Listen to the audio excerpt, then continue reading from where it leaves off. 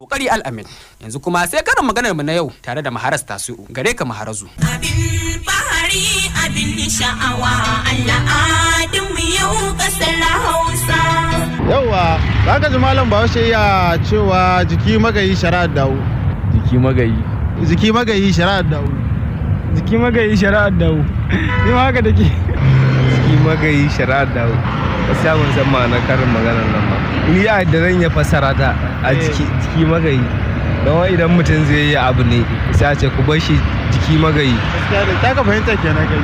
A ta fahimtar kenan za a ce kamar idan an san zai iya shan wahala a gurin aka hana shi ya ƙi hannuwa to za a ce jiki magayi. Ma'ana idan ya je idan ya sha wahalar jikinsa zai faɗa masa.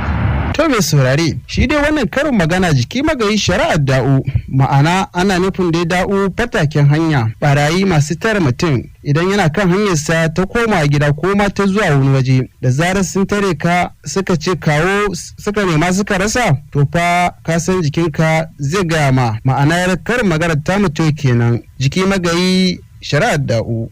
Maharaz Tasu'u, Rumfa Shashirgi. Abin bahari abin sha'awa